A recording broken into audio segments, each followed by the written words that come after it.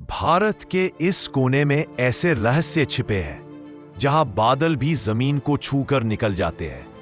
यहाँ की हर घाटी, हर जंगल, हर कबीला अपने भीतर एक ऐसी कहानी दबाए बैठा है जिसे दुनिया ने शायद ही कभी पूरी तरह सुना हो। आपने इतिहास की कई गाथाएं सुनी होंगी, लेकिन उत्तर पूर्व भारत, यह वो अध्याय है जिसे बार बार अनदेखा किया गया। और अब वक्त आ गया है इसकी असली कहानी खोलकर देखने का।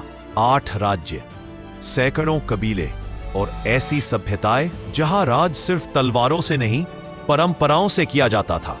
हम यात्रा शुरू करते हैं असम से, एक ऐसी भूमि जहां अहोम राजवंश ने करीब 600 साल तक इतिहास को आकार दिया। मुगलों को कई बार पीछे ढकेलकर ब्रह्मपुत्र को सुरक्षित रखने वाले इन शासकों ने असम को सांस्कृतिक और राजनीतिक रूप से एकजुट किया। आज भी रंगघर, करेंगघर और कई स्मारक उनके स्वर्णिम शासन की गवाही देते हैं। अरुणाचल प्रदेश, भारत का उदय होता सूरज। यहां राजवंश नहीं, कबीले असली शक्ति थे। आपतानी, मोनपा, अडी, निशी, तागिन और इन्हीं कबीलाई व्यवस्थाओं ने इस क्षेत्र को अपनी अनूठी पहचान दी।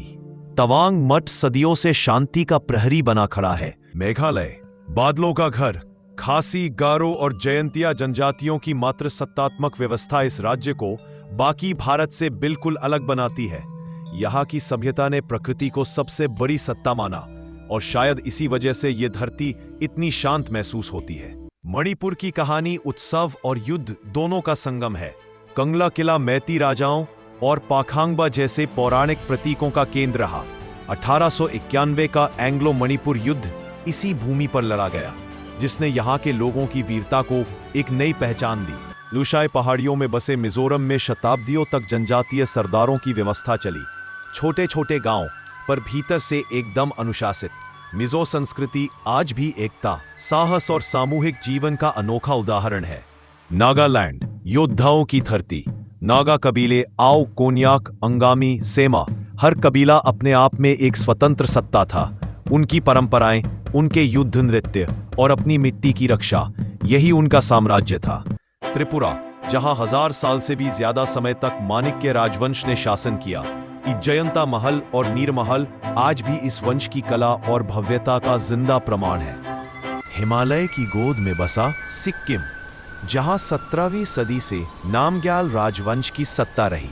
रूमटेक मठ से होती प्रार्थनाओं की गूंज, पहाड़ों की शांति और बौद्ध संस्कृति इस राज्य को आध्यात्मिक रूप से अद्भुत बनाती है। उत्तर पूर्व भारत सिर्फ पहाड़ों की खूबसूरती नहीं, यह जीवित इतिहास है।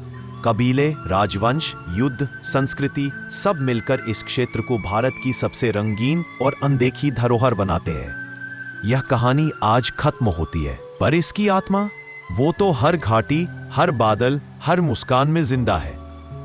यह था उत्तर पूर्व भारत का वो हिस्सा जहां इतिहास भी सांस लेता है।